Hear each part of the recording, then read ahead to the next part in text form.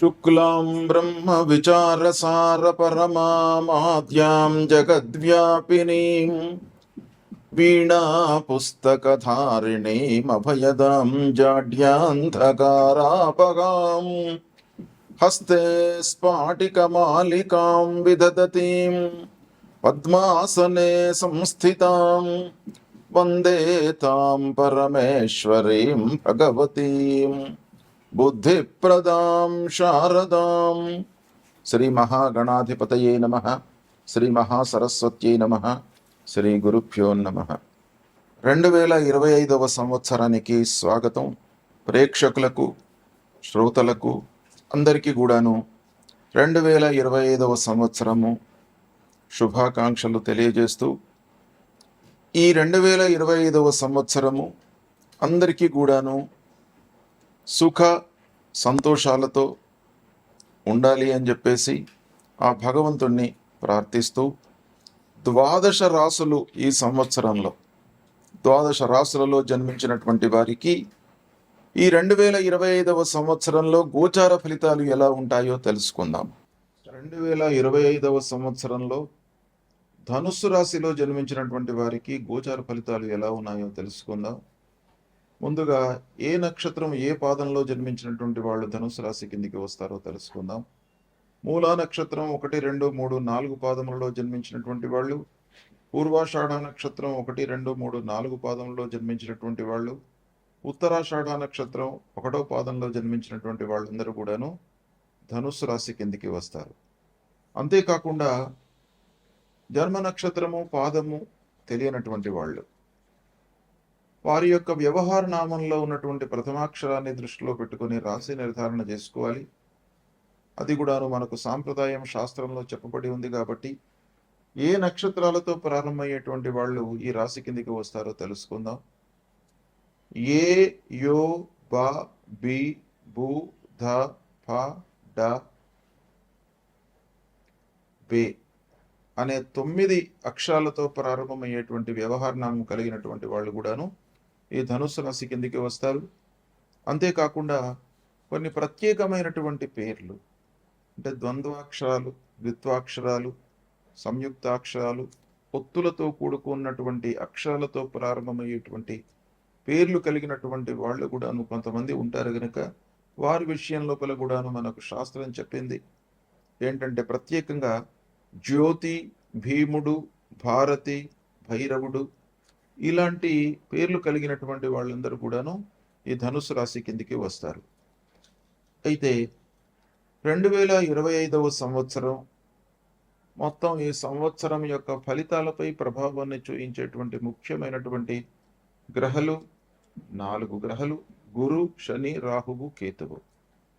ఈ గ్రహాలు ముఖ్యంగా ఎక్కువ కాలం ఒక రాశిలో సంచరిస్తూ ఉంటారు కనుక వాటి యొక్క ప్రభావం బాగా ఉంటుంది ఈ రాశిలో జన్మించినటువంటి వాళ్లకు. గురుగ్రహం సంవత్సరం పాటు ఒక రాశిలో ఉంటాడు. శనీశ్వరుడు 2.5 సంవత్సరాల పాటు ఒక రాశిలో సంచరిస్తూ ఉంటాడు. రాహు, కేతువులు 1.5 సంవత్సరం ఒక రాశిలో సంచరిస్తూ ఉంటారు. కాబట్టి వీరి యొక్క సంచారము అనుకూలమైతే అనుకూలంగా ఉంటుంది, ప్రతికూలమైతే ప్రతికూల ప్రభావం ఈ సంవత్సరం మొత్తం ఉంటుంది. కాబట్టి ఈ 4 గ్రహాలను మనం ప్రత్యేకంగా దృష్టిలో పెట్టుకొని ఫలితాలను చూస్తూ ఉంటాం. ముందుగా గురు సంచారము ఈ సంవత్సరము 14 మే 2025 వరకు వృషభ రాశిలో సంచరిస్తున్నాడు. ఈ వృషభ రాశిలో సంచారము ధనుస్సు రాశిలో జన్మించినటువంటి వారికి 6వ స్థానం అవుతుంది. 6వ స్థానం ప్రతికూలం కనుక ప్రతికూలమైనటువంటి ఫలితాలు ఉంటాయి.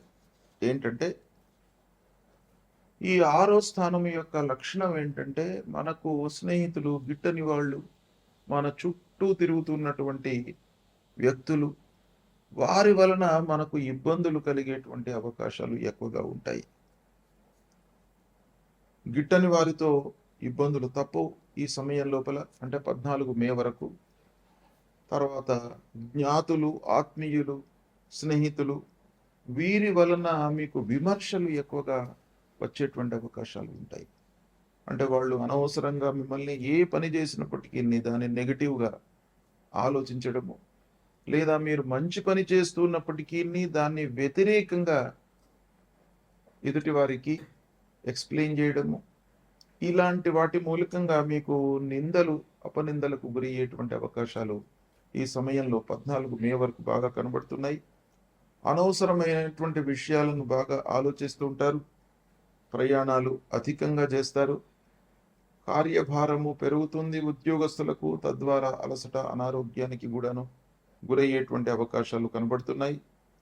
ముఖ్యంగా స్నేహితులతో, చిన్ననాటి మిత్రులతో కలహాలు, వైషమ్యాలు, ప్రారంభించినటువంటి పనులలో ఆటంకాలు, ఆలస్యము, ఇలాంటి ఫలితాలు 14 మే వరకు బాగా కనబడుతున్నాయి.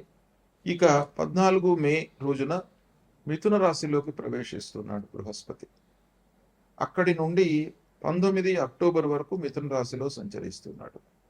అంటే 14 మే నుండి 19 అక్టోబర్ వరకు మిథున రాశిలో సంచరిస్తున్నాడు గనుక ఈ సంచారము సప్తమ స్థానం అవుతుంది. ఈ సప్తమ స్థానము అనుకూలంగా ఉంటుంది. అంటే 14 మే నుండి 19 అక్టోబర్ వరకు దాదాపు 5 మాసాలు, 5 రోజులు ఈ సప్తమ స్థానంలో బృహస్పతి సంచరిస్తున్నాడు. ధనుస్సు రాశి వారికి సప్తమ స్థానంలో సంచారము చాలా యోగప్రదమైనటువంటిది. రాస్యాధిపతి సప్తమంలో గోచార రీత్యా, చతుర్థాధిపతి కూడాను గోచార రీత్యా సప్తమ స్థానంలో సంచరించడం చాలా శుభప్రదంగా ఉంటుంది. బాగా కలిసి వస్తుంది. మీరు శుభకార్యాలు చేసేటువంటి అవకాశాలు ఈ సమయంలో ఎక్కువగా కనబడుతున్నాయి. పిల్లల వివాహము, వాళ్ళ విషయం లోపల ఉద్యోగ ప్రయత్నాలలో సఫలీకృతులు కావడము, హయ్యర్ ఎడ్యుకేషన్కై చేసేటువంటి ప్రయత్నాలు కలిసి రావడము, శుభకార్యాలకు హాజరు కావడము, గృహ నిర్మాణాది కార్యక్రమాలు చేపట్టడము, ఇవన్నీ కూడాను ఈ సమయంలో మీరు చేస్తారు. తర్వాత మీరు చేసేటువంటి పనులకు సంపూర్ణమైనటువంటి మద్దతు మీ దగ్గరి వాళ్ళు, ఆత్మీయులు, స్నేహితుల మూలకంగా మీకు లభిస్తుంది. ఇక ముఖ్యమైనటువంటి విషయం ఏంటంటే, పెళ్ళైనటువంటి వాళ్లకు సంతాన ప్రాప్తి ఈ సమయం లోపల కనబడుతుంది. ఉద్యోగ ప్రయత్నానికై చదువు పూర్తి చేసి ఉద్యోగ ప్రయత్నంలో ఉన్నటువంటి వారికి ఉద్యోగం సంప్రాప్తమవుతుంది ఈ సమయం లోపల. ఆల్రెడీ ఉద్యోగం చేస్తున్నటువంటి వాళ్లకు పదోన్నతి కూడాను ఈ సమయం లోపల కనబడుతుంది. ఇక చేసేటువంటి వృత్తి లోపల మీరు సంతృప్తిగా ఉంటారు. ఉత్సాహంతో పనులు చేస్తారు. మీరు చేసేటువంటి పనిని అధికారులు, తోటి ఉద్యోగులు బాగా గుర్తిస్తారు. సమాజంలో గౌరవ మర్యాదలు లభిస్తాయి. అభివృద్ధి పథం లోపల మీరు పయనిస్తారు ఈ సమయం లోపల. ఇది బాగా కలిసి వచ్చేటువంటి సమయము. ఇక 19 అక్టోబర్ రోజున కర్కాటక రాశిలోకి గురు ప్రవేశిస్తున్నాడు. ఈ కర్కాటక రాశి ప్రవేశం అష్టమ స్థానం అవుతుంది. ధనుసు రాశి వారికి అష్టమ స్థానం ప్రతికూలంగా ఉంటుంది. అష్టమ స్థానంలో గురు సంచారము 19 అక్టోబర్ నుండి 5 డిసెంబర్ వరకు ఉంది. ఈ సమయంలో కొన్ని ఇబ్బందులు తప్పవు. ఆకస్మికంగా ఖర్చులు ముందుకు రావడము, అనవసరమైనటువంటి గొడవలు, భార్యా పిల్లలతో అనవసరమైనటువంటి చర్చల మూలకంగా గ్యాప్ ఏర్పడము, కుటుంబ పెద్దలతో సహకారం లేకపోవడము, కుటుంబ పెద్దల యొక్క సహాయ సహకారాలు లేకపోవడంతో మానసికమైనటువంటి ఒక స్థితికి, ఇబ్బందులకు గురయ్యేటువంటి అవకాశం బాగా కనబడుతుంది. అనాలోచిత పెట్టుబడుల మూలకంగా నష్టం కూడాను ఈ సమయంలో వాటిల్లే అవకాశం ఉంది. వీటన్నిటికీ తోడుగా మీ లోపల కోపము, ఉద్రేకము, అసహనము, ఇవన్నీ కూడాను డెవలప్ అయ్యేటువంటి అవకాశాలు ఈ అష్టమ స్థానంలో సంచరిస్తున్న సమయంలో కలుగుతాయి. ముఖ్యమైనటువంటి వస్తువులను కోల్పోవడము, కొన్ని వస్తువులను ఒకచోట పెట్టి మరిచిపోవడము, ఇలాంటివి మతి మరుపు అనేటువంటిది కూడాను ఈ సమయంలో బాగా ఉంటుంది. ఇక ప్రయాణాల మూలకంగా అలసట, ఖర్చులు పెరుగుతాయి. ధన నష్టము, ప్రారంభించినటువంటి పనుల లోపల ఆలస్యం కూడాను బాగా గోచరిస్తుంది. కనుక ఈ సమయము కొంత ఇబ్బందికరంగా ఉంటుంది. 19 అక్టోబర్ నుండి 5 డిసెంబర్ వరకు అష్టమ స్థానంలో ఉంటున్నాడు. ఇక 5 డిసెంబర్ నుండి 1 జూన్ 2026 వరకు మళ్ళీ వక్రరీత్యా సప్తమ స్థానంలోకి వస్తున్నాడు. అంటే 5 డిసెంబర్ రోజున వక్రించి మళ్ళీ మిథున రాశిలోకి వస్తున్నాడు. కాబట్టి ఆ 5 డిసెంబర్ నుండి 1 జూన్ వరకు, 1 జూన్ 2026 వరకు కూడాను వక్రించి మిథున రాశిలో సంచరిస్తున్నాడు. ఇది సప్తమ స్థానం అవుతుంది. సప్తమ స్థానం మళ్ళీ మీకు కలిసి వస్తుంది. కాబట్టి ఒక అష్టమ స్థానంలో సంచరిస్తున్న సమయంలో మీరు కొన్ని జాగ్రత్తలు తీసుకోవాలి. ఓవరాల్గా గురుగ్రహము ఈ సంవత్సరం 2025వ సంవత్సరం లోపల షష్టమ, సప్తమ, అష్టమ స్థానాలలో సంచరిస్తున్నాడు. షష్టమ స్థానం ప్రతికూలంగా ఉంటుంది, సప్తమం బాగా కలిసి వస్తుంది, అష్టమ స్థానం ప్రతికూలంగా ఉంటుంది. ఈ సమయాన్ని మీరు నోట్ చేసుకొని దానికి అనుగుణంగా మీరు వ్యవహరించినట్టయితే మీరు ఇబ్బందులు లేకుండా సుఖమయంగా ఈ గురుగ్రహము యొక్క అనుకూల ఫలితాలను ఆస్వాదించేటువంటి అవకాశాలు ఉంటాయి. ఇకపోతే శని రెండవ ప్రధానమైనటువంటి గ్రహ సంవత్సర ఫలితాలపై మనపై ఎక్కువగా ప్రభావాన్ని చూపించేటువంటి గ్రహము శని గ్రహము. ఈ శని 29 మార్చి వరకు తృతీయ స్థానంలో సంచరిస్తున్నాడు. ధనుసు రాశి వారికి 3వ స్థానం కుంభరాశి, ఆ కుంభరాశిలో సంచరిస్తున్నాడు కాబట్టి 29 మార్చి వరకు మంచి ఫలితాలు ఉంటాయి. శని మూలకంగా బాగా కలిసి వస్తుంది, దగ్గర వాళ్లతో మీకు మంచి సంబంధాలు ఏర్పడతాయి, ధైర్యంతో మీరు పనులు చేసేటువంటి అవకాశాలు ఉన్నాయి. రావాల్సినటువంటి డబ్బు కూడాను మీకు ఈ 29 మార్చి లోపల అందేటువంటి అవకాశాలు ఉన్నాయి. ఇక 29 మార్చి తరువాత అర్ధాష్టమంలోకి అంటే 4వ స్థానంలోకి శనేశ్వరుడు ప్రవేశిస్తున్నాడు. ఈ 4వ స్థానంలో దాదాపు 2.5 సంవత్సరాల పాటు ఉంటాడు. ఈ అర్ధాష్టమ స్థానంలో శని సంచారం మనకు ప్రతికూలంగా ఉంటుంది కాబట్టి ఈ సమయంలో కొన్ని జాగ్రత్తలు మటుకు తీసుకోవాలి. శని మూలకంగా మనకు ప్రశాంతత లేకపోవడము, అనవసరమైనటువంటి విషయాల గురించి ఆలోచించడము, ఫోర్స్డ్గా కొన్ని ఖర్చులు ముందుకు రావడము, ఇంటి లోపల అనవసరమైనటువంటి చర్చలు, ఇలాంటివి శని మూలకంగా మీకు కలిగేటువంటి అవకాశాలు ఉన్నాయి. కనుక అర్ధాష్టమ శని కొంత ఇబ్బంది పెడతాడు. తదనుగుణంగా శనికి సంబంధించినటువంటి పరిహారాలు, స్తోత్రాలు ఇవి చేసుకోవడం మంచిది. ఇక 3వ ప్రధానమైనటువంటి గ్రహ రాహువు. ఈ రాహువు 18/5/2025 వరకు ధనుస్సు రాశి వారికి అర్ధాష్టమ స్థానంలో సంచరిస్తున్నాడు. రాహువు కూడాను ప్రతికూలమైనటువంటి ప్రభావము 18 మే వరకు ఉంటుంది. అదే సమయంలో కేతువు దశమ స్థానంలో సంచరిస్తున్నాడు. అంటే 18 మే వరకు రాహు కేతువుల యొక్క ప్రతికూలత ఉంది. కనుక ముఖ్యంగా 4వ స్థానం మనకు సుఖ సంతోషాలను ఇచ్చేటువంటి స్థానం. ఆ స్థానంలో రాహువు ఉండడం మూలకంగా కొంత ప్రశాంతత కొరబడేటువంటి అవకాశాలు ఉంటాయి. అనవసరమైనటువంటి చర్చల మూలకంగా ఇబ్బందులు తలెత్తుతాయి. అలసట, అనారోగ్య సమస్యలు ఇవి రాహు మూలకంగా తలెత్తుతూ దశమ స్థానంలో కేతు సంచరిస్తున్నాడు కాబట్టి వృత్తిపరమైనటువంటి సమస్యలు, మనం చేసేటువంటి పని లోపల ఆలస్యము, ఇలాంటివి జరిగే అవకాశాలు ఉన్నాయి 18 మే వరకు. తదనంతరము 18 మే తర్వాత రాహువు కుంభరాశిలోకి ప్రవేశిస్తున్నాడు, కేతువు సింహరాశిలోకి ప్రవేశిస్తున్నాడు. రాహువు 3వ స్థానం అవుతుంది ధనుస్సు రాశి వారికి.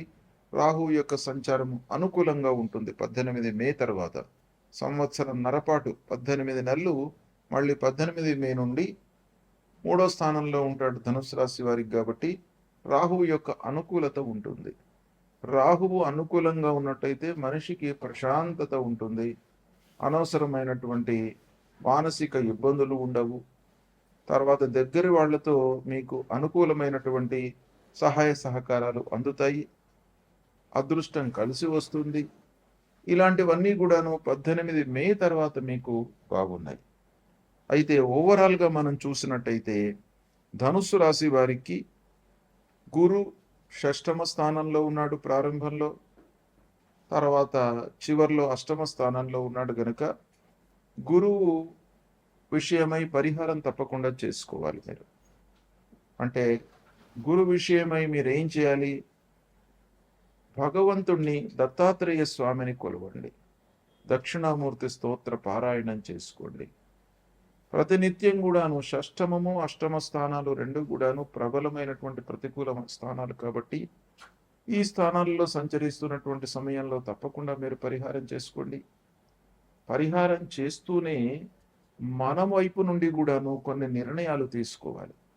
అంటే శ్రమించాలి, పనుల లోపల ఎఫర్ట్స్ ఎక్కువ పెట్టాలి, అనవసరమైనటువంటి ఆలోచనలు రాకుండా పెట్టుబడులు అత్యాశలోకి వెళ్ళకుండా మనకు ఎంతవరకైతే అవసరమో అంతవరకే మీరు పెట్టుబడులు చేస్తూ ఆలోచన చేస్తూ ఉన్నట్టయితే కొంతవరకు ఈ ప్రతికూల ప్రభావం తగ్గుతుంది. భగవంతుడి అనుగ్రహం కూడాను దానికి తోడవుతుంది. కాబట్టి మీరు ఆ దేవానాంచ ఋషీణాంచ గురుం కాంచన సన్నిభం వందనీయం త్రిలోకానం తం నమామి బృహస్పతి అనేటువంటి ఈ మూల మంత్రాన్ని ప్రతినిత్యం కూడాను చదువుకోండి, జపించండి, తల్లిదండ్రులను సేవించండి. 6, 8 స్థానాలు గోచార రీత్యా ప్రతికూలం గనక మళ్ళీ చెప్పేది ఏంటంటే ప్రతినిత్యం కూడాను తల్లిదండ్రులను సేవించండి. లేవగానే తల్లిదండ్రులకు నమస్కారం చేసుకోండి. మాతృదేవో భవ, పితృదేవో భవ, ఈ రెండు కూడాను మీరు చేసినట్టయితే ఆ గురు భగవానుడి యొక్క అనుగ్రహం మీకు 200% లభిస్తుంది. ఇక తదనంతరం శనీశ్వరుడు 29 మార్చి తర్వాత అర్ధాష్టమ స్థానంలోకి ప్రవేశిస్తున్నాడు. ఈ అర్ధాష్టమ స్థానం కూడాను ప్రబల ప్రతికూలమైనటువంటి స్థానం ధనుసు రాశి వారికి.